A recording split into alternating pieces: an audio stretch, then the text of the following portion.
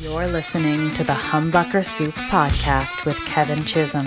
If you love guitar pickups, pedals, and parts, you've come to the right place. So sit back and enjoy the ride. Welcome to Humbucker Soup. Last episode, we brought you the first part of our deep dive with Aaron Cheney of Warmoth Guitar Products, where we covered everything from Warmoth's production process to a behind-the-scenes of the in-stock showcase and Aaron's thoughts on the perfect custom-built guitar. Today, we're excited to bring you part 2. We know you're going to love it. And I'm sure you've probably answered this question a million times, but for our listeners who may be new to Warmoth, would you mind if I just ask you to kind of give us the 10,000-foot explanation of a compound radius fretboard?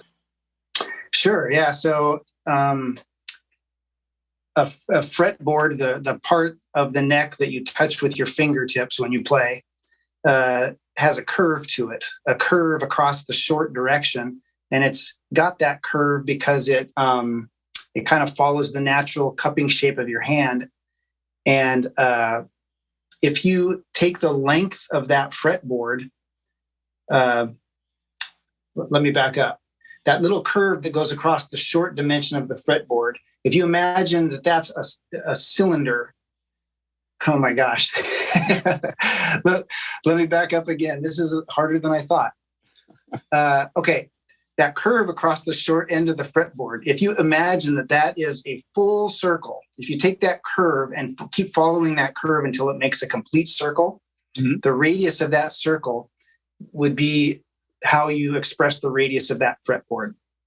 So let's say that the curve of the fretboard, you draw that invisible line all the way around until it makes a complete circle, and the diameter of that circle, or the radius of that circle, is 10 inches. Then you would say that fretboard has a 10-inch radius. Did I say all that right? I'm following it. Okay. So what you have there is, so if you have a 10-inch radius fretboard, it's 10 inches along the entire length of the fretboard. Mm-hmm. So if you can imagine in your mind, it's a little slice out of the edge of a cylinder. Mm-hmm. So you've got this cylinder that's the length of the fretboard that has a 10-inch radius, and you've cut a strip along the edge of that cylinder all the way down. So the whole fretboard has the same radius. A compound fretboard has a smaller radius on one end than the other. The smaller radius is usually down in the first, second, third, down on the nut end, and the large radius is on the end that attaches to the body. Okay. And it's a perfectly smooth transition. So it might go from a 10-inch radius at the nut to a 16-inch radius at the heel end, and it's a perfectly smooth transition along that entire length. Mm-hmm. So now, instead of having taken the 2-inch section off a cylinder, what you've done is taken it off of a cone. Mm. So the cone, a cone is like a cylinder, except for it's bigger at one end than the other, and has a perfectly smooth transition all along the length. Okay. That's what a compound radius fretboard is, and that was really awkward explanation. But what it means for a guitar player is that down in the first, second, third fret area where you're playing lots of chords and stuff, it's going to be a small radius, a very curved fretboard, and it's going to be much more comfortable to fret that stuff. Mm-hmm. And as you work your way up the fretboard closer to the body, up into the higher frets where you're playing more lead guitar, the fretboard is going to be much flatter, which facilitates lead playing, where you're doing lots of note bending and fast single note work. Okay. So that's the benefit to a player. So is it for people who are maybe a little new to the experience of having all these options? Is it correct to say that a compound radius would give you a somewhat best of both worlds experience if you like a bit of a curve, but you do like to play aggressively, especially up high? Yeah, it's a best of both worlds as far as some some players like the really rounded neck. That's kind of what you see on vintage instruments a lot. On modern instruments where people are using modern techniques of tapping and bending and really fast playing and stuff, they typically prefer flatter radius fretboards for that. And this is a best of both worlds. It kind of gives you one or the other depending where you are on the neck. Okay. And could you also tell us a little bit about your conversion necks? What is the motivation behind that? And aren't there a few types of conversion necks? Am I correct with that? Yeah, the idea behind a conversion neck is that you can take, if you have a Strat or a Tele, the traditional scale length of a Strat or a Tele is 25.5 inches. That's and the traditional scale length of a Gibson guitar is 24.75. Some guys like the way Fender guitars feel, but they also like that shorter scale length from Gibson. So a Gibson scale conversion neck is a neck that you can just replace the neck on your Strat or Tele with that will shorten that scale length. So you get the benefits of that shorter scale length, but you still get to play a Fender style guitar. Mm-hmm. Or if you want to go the other way, we have a baritone scale conversion neck, which lengthens the scale length from the 25.5 that is typical out to 28. Oh man, I should know this off the top of my head. 28 and I can't remember. Okay. Anyway, baritone is longer. Yeah, baritone is much longer. Okay. Yeah. And so then 28 and 5/8, is that right? Anyway, and the key with both kinds of necks is that you don't have to move your bridge. You don't have to do anything else to your body. They just bolt right on. You string them up. You have to re-intonate, of course, but you don't have to change the location of the bridge. You don't have to do any other stuff other than bolt the neck on, do a setup and play it. And is it correct to say that with, from a physics standpoint, with a Gibson scale neck, the 24.75, you might experience a little bit less tension in your strings, and with the baritone neck, you will feel the strings will probably feel a little bit tighter than you're used to on a Strat body. Yeah, well, going down to the Gibson scale length, if you use the same gauge strings, you'll definitely feel that they're a little looser. They're easier to bend. You can play pinch harmonics a little easier. I've always found that with Gibson scale. With the baritone scale, it's really kind of apples and oranges because you're going to be using a whole different gauge of strings. When you go out to that baritone length, you're going way to a much heavier gauge of strings, and it's really like going from the Fender to the Gibson scale length. It's like two different ways to play the same instrument. But when you go out to a baritone, it's like a whole different instrument. Yeah. It's tuned the same. Yeah, it's tuned the same, but it plays a different role in the band. It's occupying a lower register. So it's definitely going to feel a lot different. Now it's time for Ask Humbucker Soup, where we answer questions submitted by listeners and readers. We're with Chris Charles of Resistance Pickups. Hey, Chris, I have a question about a noisy humbucker. Let's hear it. Okay, so this reader asks, I have a vintage humbucker that I really like, but it tends to make a squealing noise at high volumes. Is there anything that I can do to minimize this? Yeah, there are a couple of things you can do. You can turn your gain down and turn your volume down, which I know that no guitarist wants to ever hear. That will, bring the squealing down. You can use that to your advantage because it's probably a little bit microphonic now, and you could probably get some good feedback harmonics. That kind of real sweet feedback if you wanted to. But the way to really get rid of it would be to have the pickup wax potted. But if you do decide to do that, you may lose a bit of the openness of the pickup. So I'd think wisely whether you want to just kind of tame your gain down or whether you want to actually have the pickup wax potted itself. If you have a question for one of our experts, we want to hear from you. Just send an email to askhbs@humbuckersoup.com or send us a message via our Facebook page. We'll see you next time. Okay. And then the other feature I wanted to ask you about for people who might be new to Warmoth is the chambered body. Could you tell us what is special about a chambered body, and maybe just talk about some of the misconceptions that it's just a matter of, well, we cut a couple of big holes in there and that's all it really is about? Yeah.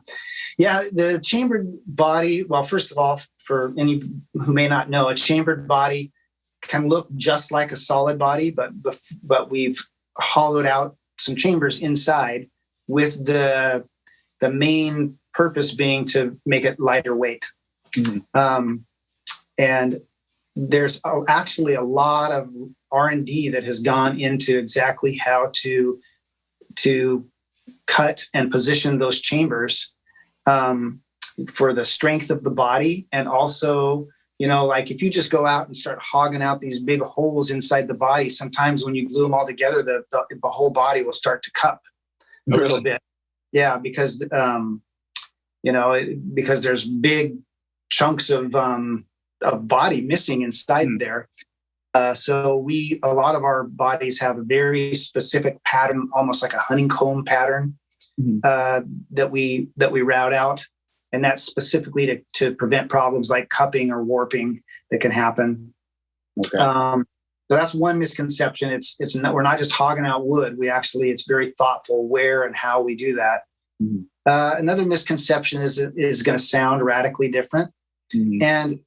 And it does sound a little different, but not radically so. Mm-hmm. And I found that to be the case, not just with Warmoth bodies, but with any bodies. I have a chambered Les Paul. I have a couple Les Pauls. One of them is chambered. It's a gold top that weighs under 7 pounds. And when I compare it to my other Les Pauls, it sounds very similar. Okay. If I didn't tell you that it was chambered and you just listened to me play it, you wouldn't be able to tell the difference. And so if somebody were to go on your website and they're picking options and they see chambered, but then they see F-hole, obviously cosmetically there's a difference. But what would be some physical, from a physics standpoint, the differences between an F-hole guitar and a chambered one? The F-hole, because you have a hole that's opening up into one of the chambers, it's going to sound different played acoustically.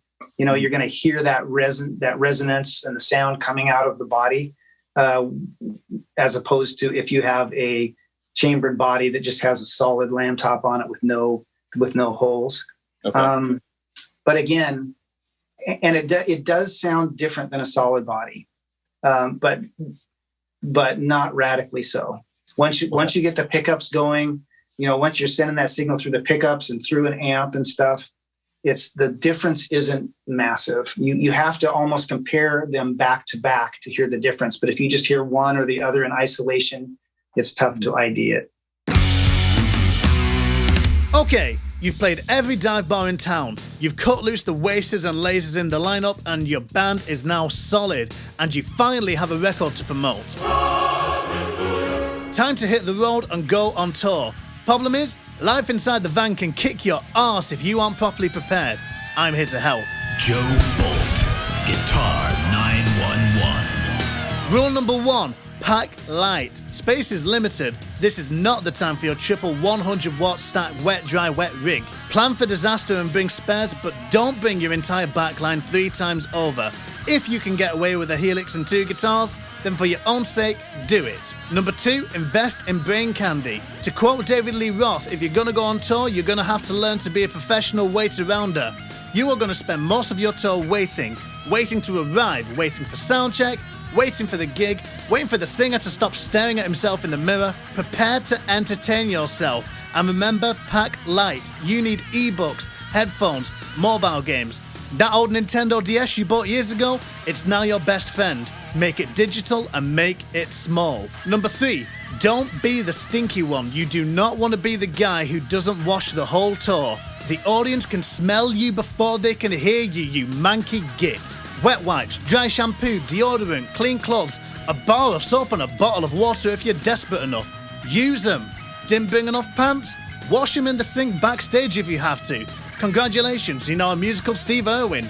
Number 4, you are what you eat. I know that Midnight Meat Feast pizza from that dodgy kebab shop with a hygiene rating of 2 seems like a great idea when you're hungry, but you're weighing yourself down with a system full of crap and your stomach's dancing with the devil. Try to keep a sensible diet or your body will give up and you will get sick. And if you get sick, everyone in the van gets sick with you. Multivitamins can help here. Plus, you definitely do not want to be the guy to make number 2 on the bus, which brings me to... Number 5, don't be the guy who makes number 2 on the bus toilet. I repeat, do not be the guy who makes number 2 on the bus toilet. Do not make me say it a third time. Courtesy flushers ain't saving you, especially after the 2 a.m. dirty kebab with extra chili sauce. The venue toilet may give you an STD, but if you want to be invited on the next tour, do not make number 2 in the bus toilet. Have I made myself clear? Do not... Okay, I'm done. Number 6, you are not alone. You are in very close proximity all day, every day with your bandmates and crew, and a little courtesy goes a long way. Do you snore? Invest in snoring strips. Maybe don't leave your dirty socks in a bundle in the corner. And don't be a Spotify hog, make sure everyone's playlist gets a spin. And most important, when words get heated, and they will, make sure you take some time to remember you guys are friends, you're living an awesome experience. Number 7, boozers and losers. I get it, you're a touring band, you're mates, there might be some indulgence, but know your limits. If you're gonna end up trying to kill the bassist, cry about an old flame, or have an existential crisis, maybe skip that last drink tonight. On the other hand, do you know where is not a fun place to have a hangover? A moving van. Try just one and done tomorrow night. There's way more advice, but this is a good start, so please use it. And for God's sake, change your socks, it's day 3 of the tour. In the meantime, I'm Joe Boult from Humbucker Soup, and I'll see you about. If you like what you're hearing on the podcast, then head over to humbuckersoup.com for deeper dives from our experts to guide you in your pursuit of the ultimate guitar tone. Once again, that's humbuckersoup.com. See you there. So when it comes to concepts, the very features we've just been talking about, like a compound radius fretboard, conversion neck, or chamber body, could you talk a little bit about, from your experience, when a concept like that comes to the idea table, the process it goes through in terms of initially saying, this is something we're going to try to do, to the very point of putting it on the website? What is that process? Well, I'm familiar with that process because I told you that 2020 was Warmoth's 40th anniversary. Mm-hmm. And we designed 2 fully built guitars that we were going to release to celebrate our 40th anniversary. Completely original designs, completely built all the way up into guitars. And, Warmoth asked me to design them. And of course I was like, yeah, I'd love to do that. So I got to design two models. One's called the Red Shifter and the other is called the Meadowhawk.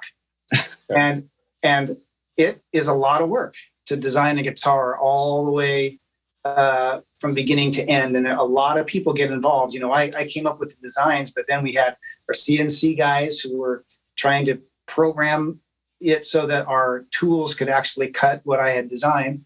Mm-hmm. You have the body crew and the wood, our wood guru, who is looking at that and trying to figure out how you're actually going to make that in the real world. That looks good in Photoshop, but how are we actually going to make that in the real world?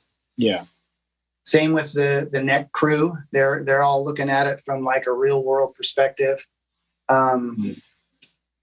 So, there's just so many steps that go into it, so many people that get involved. And of course, when you're building parts as opposed to completely built guitars, mm-hmm. It's even more difficult, because when you're building fully built guitars, you have a finite set of things to deal with. You can say, I'm going to use this bridge and this wood and these pickups and these tuners, and this is going to be my nut width and this is going to be my radius. And you come up with that recipe and then you just duplicate it, 500 times or however many you're going to build. Mm-hmm. But when it comes to parts, when you make a new body, you test it with, a Godot 510 tremolo bridge, and it works great. And then you go, okay, this is working great. Now we also have to test it with this bridge and this bridge and this bridge and that one and that one and that one.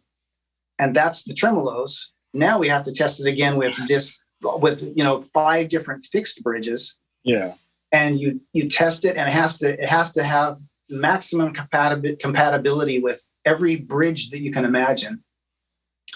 And then, same with pickups and everything else. And then, of course, the minute you actually bring it to market, then somebody says, yeah, but what about my hip shot bridge? Is it compatible with that? And you're like, I don't know. I tried 20 bridges, but I forgot, And so designing parts is really like a whole different kettle of fish than designing fully built guitars. It's funny because off the top of my head, I would have at least initially thought the opposite, where it's so hard to make a complete guitar. Not that it isn't, but like you're saying, I'm making a part. Yeah, you can say I'm just making the bridge, but I've got to think about all the different contexts that you might use this in. Mm-hmm. Yeah, and people use our parts to build all kinds of crazy go-nuts stuff that we would have never have thought in a million years that somebody would use our parts in that way. And usually when they go that off-road, there's an expectation in their mind that it's maybe not going to be compatible with what I want to do, and I'm going to have to modify it in some way. The tougher thing is when somebody says, man, all I want to do is use my Kahler tremolo.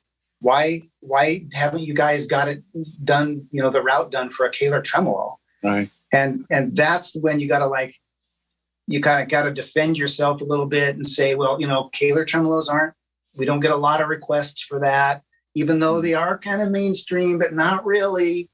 And then if you get enough requests for something, then you finally have to go, yeah, we probably better do a route for the Evertune bridge because we're getting a lot of requests for that, And now, 30 Seconds with Ed. Hello, my name is Ed Malaker, and in the next 30 seconds, I will explain how a guitar cable affects your tone. Many people don't realize how much their guitar cable can affect their guitar tone, but it can be quite significant. Every guitar cable has a hot wire and a ground wire running through it, and since these wires are so close, they create a capacitance that's not much different from the capacitor in your tone control. Longer cables will give you a warmer sound. Shorter cables will be brighter. Materials also affect your tone. High-end cables usually try to keep the sound brighter at long distances. Coiled cables can create a magnetic field that boosts mid-range frequencies right before the treble drop off. You can use this information to help your sound. If you need more of a mid-range boost, try a coiled cable. If your sound is too muddy, try a shorter cable or a better quality one. If your sound is too bright, get a longer cord or one that uses cheaper materials. Try it out.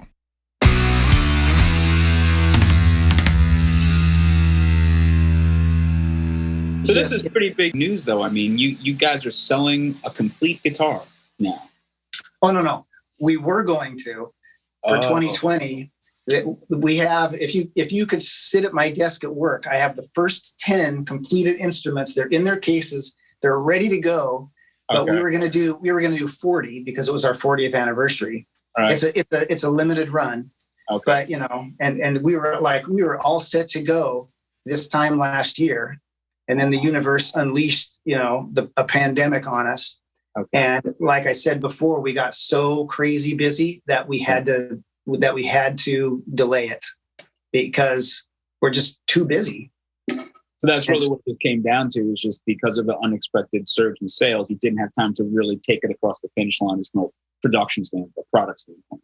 Yeah, I mean, we were underway in production, but when the sales went crazy like they did, we had to table anything that wasn't, building parts for customers that have paid for an order. Yeah. And so that's why the first 10 are sitting next to my desk. The parts for the others are all made, but we can't continue with that project until we have, the bandwidth to do it. And like I said, we keep expecting it to wane a little bit, and it just doesn't. I mean, last month we just finished, we just made it through March, and it was another record month. So when this thing will wane, we don't have any idea. But until then, it's just tabled. But when you do get to that point, when you can get your hands around it, it is something that you do intend to follow through with, to actually release a Warmoth guitar. Yep. At least a limited run. I mean, we have along the floors in my office, I have 40 big gallon bags with all the parts in each, all the pickups and bridges all laid out for each one. And they've been sitting there for a year. Wow. And so we've gotten $15,000 in parts sitting on my floor in there, just waiting for a chance to build guitars with them. But this is really big news, though, because it really is not a departure, but it's a significant, a new kind of offering from Warmoth. It is, and we just figured we would try it just because it was our 40th anniversary. Try it and see how it went. I don't expect us to be building complete guitars as a main thing, though I'm sure that people will ask for it. But they do have some new features that we have never done on other guitars before that I can't. Wow, okay. Yeah, it'll be fun to see how they're accepted. People could take one look at them and go, "Ooh, those are ugly." You never know what people are going to like, and so we'll see what happens. Okay, right on. Well, when I was thinking to ask you, which may sound like I thought it was a crazy question, if there was any chance in the future, if there would ever be a brick and mortar Warmoth store where I could walk in and I could just basically set up a sleeping bag and a pillow and stay forever. But the thought of just browsing aisles and taking necks and holding them and, maxing out my credit card day after day, is that something that could ever happen in the future? Well, it used to be that way. You used to be able to drive up to our shop in Puyallup, Washington, and walk in and look at stuff. And it just got to be too much. We couldn't maintain the production aspect of it and a showroom type thing at the same time. And so Ken just decided to close down the showroom part and just make it mail order only. And so I don't see that changing anytime soon, which I know is a frustration for a lot of customers because there's nowhere you can go to compare our neck profiles and actually play them and see what they feel like. There's nowhere you can go to try all of our different fretboard radiuses. I get asked about that on the Warmoth YouTube channel a lot. Like, why don't you do one about the different neck profiles? And it's just like, well, what can I show that's going to explain it to you? There's no way for you to know unless you hold it yourself and play on it yourself. I can tell you what I like. I'm happy to tell you what my preferences are, but that doesn't mean anything to you. Yes. And that's kind of the beauty and the curse of having so many options like Warmoth does, is that you can find exactly what you want, but you almost have to play it you have to play them to decide which is right for you, know? Yeah, that's a bit of a challenge. It's a good problem, but there are some things like the back shape, boat neck, fat back, you just got to play it. Level Up with Tyler Connaghan. What's going on, everyone? Today, I want to talk to you guys about how you can layer in a cocked wah sound to accent your guitar recordings. While there are many unique ways to use wah pedals, one technique that I love is using my wah pedal as a fixed resonant filter. Let's say that you have a really catchy riff that you want to stand out in your song. First, start by recording your riff with your chosen tone. Next, double your recording with your wah pedal parked in a cutting and resonant position. Lastly, blend that cocked wah sound in with your original take. Now, this cocked wah sound shouldn't be loud enough to hear in the mix, but it should give your original riff a cutting mid-range character, helping it to sit near the front of the mix. All right, guys, thanks for listening, and that's been another segment of Level Up with Tyler Connaghan. Aaron, there's one last question I wanted to ask you before we go. Since you're a guitar player, I have to ask, every day when you plug in, what kind of guitar do you play? What pedal do you play through? And what amplifier do you use? Okay, well, as far as I'm concerned, amplifiers need to be gold and black. That's what I like. With a little white logo.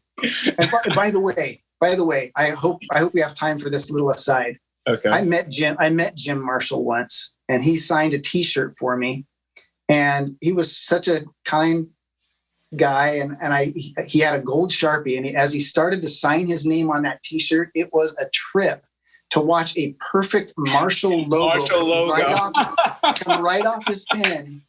It was like he had been practicing it his whole life. And you know, it's so funny. As you were saying, and I'm thinking, why is he explaining to me about his signature? I'm like, it's the Marshall logo. It's the Marshall logo, and it came right off his pen so effortlessly. It was, when I saw that, it was like, oh yeah, Marshall is a guy. He's like a real guy. I mean, what a cool story, and I wouldn't blame you for making it up. I wouldn't care. It's awesome, but this really happens, right? Like you actually looked and thought to yourself, wow, it's the Marshall logo. Duh. So as far as the guitar, it's usually a double humbucker guitar. Okay. You know, that's what I like. It's usually some kind of super strat. Sometimes it's a Les Paul, but again, it just depends on the context of what I'm using it for. And if I had to strip it all down to one pedal, which is a cruel thing to do, but it would probably be a wah pedal. I have one of those old purple Buddha wah pedals that I love, and I use that a lot. All right, right on. And as far as any of our listeners who want to learn more about Warmoth guitar products, or they're ready to start their next dream guitar project and place an order, is it just as simple as going to warmoth.com? Is that always the best place to start? Yeah, warmoth.com is a good place to see what we offer. If you want more in-depth look at various features, or you want to know my opinions on all kinds of stuff, you can go to YouTube/Warmoth and watch me talk about all kinds of stuff. Okay, right on. And then Instagram, I assume you have Instagram channel as well? Yes, we do. Yes. And I'm not the one who manages that actually, but it shouldn't be hard to find. Just search Warmoth on Instagram and you'll find it. That's where we post a lot of pictures of the stuff that's coming through each day. So if you want to see some crazy flamed necks and some really cool paint jobs, go to our Instagram page. Okay. Thank you so much for taking the time to talk to us today. It's really been a pleasure getting to know more about your role as marketing director of Warmoth Guitar Products and getting to know more about this fascinating company. So thank you for spending some time with us today. Absolutely. Thanks for having me. You've been listening to the Humbucker Soup podcast with Kevin Chisholm, produced by Jay Sosnicki, music and audio production by Tyler Connaghan. Follow us on Instagram, Twitter, and Facebook at Humbucker Soup.